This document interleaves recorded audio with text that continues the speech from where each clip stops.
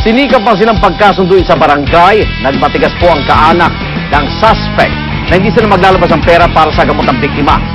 Samantala sa gitna ng pagtatalo ng dalawang kampo, ang suspect bigla tumakas.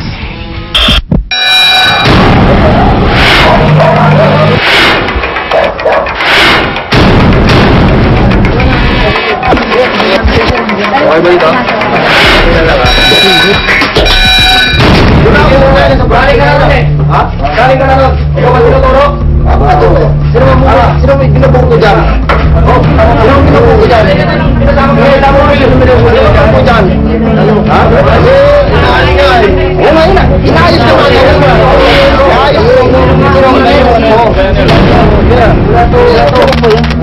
yung si Rex na yan na dito rin na kasangkot sa dun sa usapin na yan, nagpaalam dito na ihiraw muna sandali. Yan magsisiyat daw siya. Medyo natagalan siya ng kaunti. May pinasundo ko ulit sa mga tanod doon. Pagdating doon, nag-iinom ulit siya doon.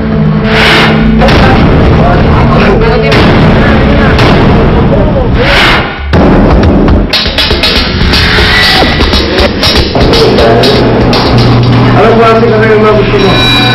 Ano lang po yung ano na nagamot sa kanya?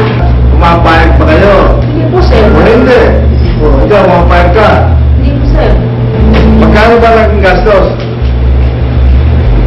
Eh, ano namin doon sa medical? Magkano?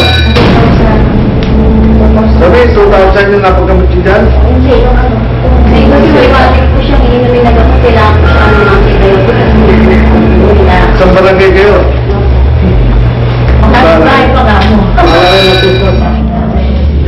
Ang sinabi sa investigador sa Bagong Baryo, ayusin na lang ninyo yan kasi kung magkakadimandahan kayo, kukuha pa kayo ng abogado, kukuha pa kayo ng mga piskal, masyado kayong maabala kasi yung problema ninyo yan, pambaranggayan lang yan.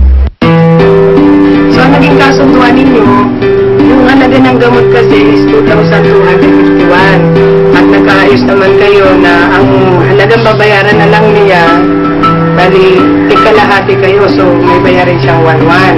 Dahil nagbigay na sa inyo ngayon ng halagang 200 pesos, may remaining pa siyang 900. Yun ay babayaran niya ng 200 tuwing araw ng Martes.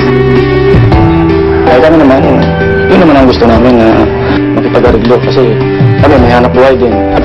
Sabagay, kunti lang naman, hati naman, wala namang problema din.